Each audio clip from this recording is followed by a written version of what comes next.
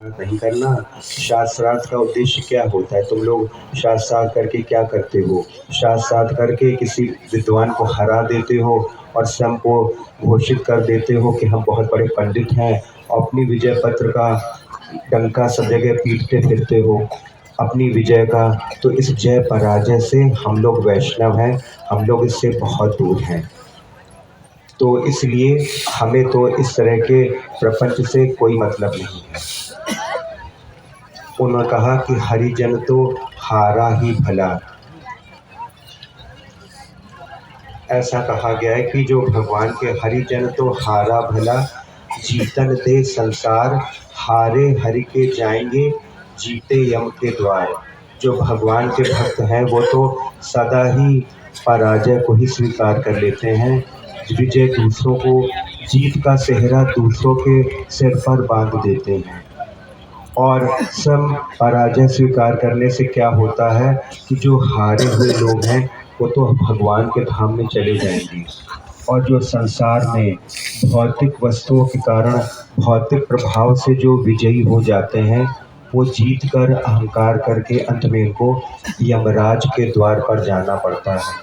इसलिए जो भगवान के भक्त हैं वे तो सदा ही संसार में दैन्य के कारण पराजय ही स्वीकार कर लेते हैं ताकि अहंकार मद ना हो जाए। जिसमें अहम होता है वह अपनी जिद पर अड़ा रहता है, चाहे मर जाए। जैसे चींटा जो होता है जब गुड़ पर चिपक जाता है तो हटाओ तो हटेगा नहीं, चाहे मर जाए।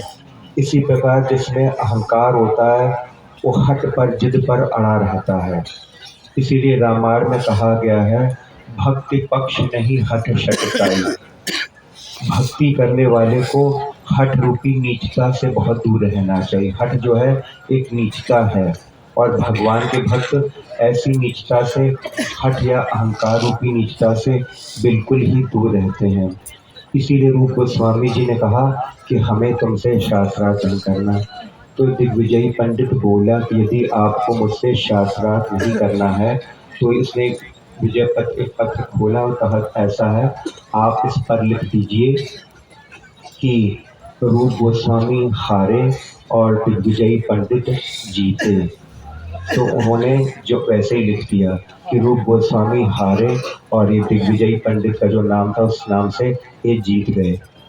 तो अब वो जो है बड़ा खुश हुआ। अब रूप गोस्वामी जी ने तो अपने दैन्य के कारण ऐसा लिख दिया, लेकिन अब ये दिग्विजयी पंडित अहंकार में, मद में ऐसा चूर हो गया कि सारे वृंदावन में सबको दिखाता फिरने लगा, देखो मैंने वृंदावन के सर्वश्रेष्ठ विद्वान, सर्वोच्च कोटि के विरक्त संत रूप गोस्वामी को पराजित कर दिया। देखो उन्होंने अपने हाथ से इस पत्र में लिख दिया है कि मैं हार गया। सब लोगों ने देखा तो सब लोग सोचने लगे, अरे ये तो रूप गोस्वामी जी का लिखा हार गए लोग। तो इस तरह से वो सबको अपना जो है विजय पत्र दिखाता घूम रहा था घमंड में। और उधर से इतने में क्या हुआ, जो जीव गोस्वामी जी थे वो यमुना स्नान करके लौट रहे थे। उन्होंने देखा ये शोर शराबा कैसा हो रहा है, तो लोगों ने बताया कि देखिए इस तरह से सारी बात जब बताई तो उन्होंने सोचा कि देखो हमारे गुरुदेव श्री जीव गोस्वामी जी ने दैन्य के कारण लिख दिया कि मैं हार गया, और देखो उनकी दीनता और सरलता का ये कितना दुरुपयोग कर रहा है, सबको जो है दिखा रहा है कि हमने उनको हरा दिया। तो सी तो इस बात से वो बड़े दुखी हुए और तुरंत उसके पास पहुंच गए, दिग्विजयी पंडित के पास, जीव गोस्वामी जी। और उन्होंने कहा ऐसा है कि तुमने उनको क्या हराया, वो तो उन्होंने अपनी दीनता के कारण ऐसा लिख दिया है। मैं उनका शिष्य हूँ, वे मेरे गुरुदेव हैं। पहले मैं जो शिष्य हूँ, पहले मुझको हराओ तब जानूंगा तुम दिग्विजयी पंडित हो। करो मेरे साथ बैठकर पहले शास्त्रार्थ। तो उसने कहा अच्छा, तो आप उनके शिष्य हो, तो गुरुदेव ने आपकी तो पराजय स्वीकार कर ली और आप जो है शास्त्रार्थ करोगे। बोले हाँ, उन्होंने पराजय स्वीकार इसलिए करी दीनता के कारण से, और लेकिन मैं जो हूँ तुमसे शास्त्रार्थ करूँगा, चलो मेरे साथ करो शास्त्रार्थ। तो शास्त्र, अब जीव गोस्वामी जी इतने बड़े विद्वान, ऐसे प्रकांड पंडित थे, उन्होंने शब्द संदर्भ ऐसे दिव्य विद्वतापूर्ण ग्रंथ लिखे हैं कि उनके बारे में एक बार एक जर्मनी के विद्वान ने ऐसा कहा था कि कृष्ण को तो भगवान बाद में माना जाएगा। जीव गोस्वामी जी के ग्रंथों को पढ़ के ऐसा लगता है कि क्यों ना इन्हीं जीव गोस्वामी जी को ही भगवान मान लिया जाए। तो जीव गोस्वामी जी ने शास्त्रार्थ किया और उनको क्या था, जरा सी देर में उन्होंने तुरंत ही इसको पराजित कर दिया। एक ही प्रश्न में वो निरुत्तर हो गया और देखता रह गया उनका मुख, और पराजित हो गया तो फिर अपना सम्मुख के चला गया दिग्विजयी पंडित वृंदावन से। कहा यहाँ से चले जाओ और दोबारा कभी मुंह मत दिखाना इस वृंदावन में। तो अब जो बेचारा अपना समूह लेकर के 9-2-11 हो गया वृंदावन से। अब लेकिन क्या हुआ, रूप गोस्वामी जी को, श्री रूप गोस्वामी जी महाराज को ये बात पता चल गई कि अरे ये जीव, हमारे जीव गोस्वामी ने तो उस दिग्विजयी पंडित को शास्त्रार्थ करके उसको हरा दिया।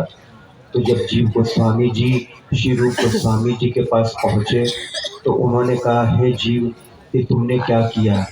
तुमने चैतन्य महाप्रभु के सिद्धांत, जो भक्ति का मूलभूत सिद्धांत है, तणादपि सुनिचेन तरोरपि सैषणा, तुमने इस पर ध्यान नहीं दिया।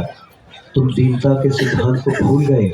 बताओ, शास्त्रार्थ करके तुमने इसको हरा दिया और विजयी होके आ गए। क्या यही दीनता है? क्या यही है चैतन्य महाप्रभु का दीनता का सिद्धांत? तुमने ऐसा किया है, तुमने महाप्रभु की आज्ञा का उल्लंघन किया है।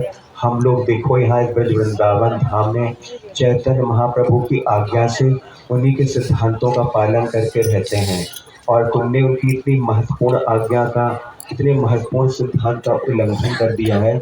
इसलिए अब मैं तुम्हारा मुख नहीं देखना चाहता। ये सोचो, संसार के हर जीव में कृष्ण है। उस बेचारे दिग्विजयी पंडित बेचारा कैसा भी था, उसमें भी तो कृष्ण थे। तुमने इसको पराजित कर दिया, कितना गलत कार्य किया। इसलिए अब मैं तुम्हारा मुख नहीं देखना चाहता।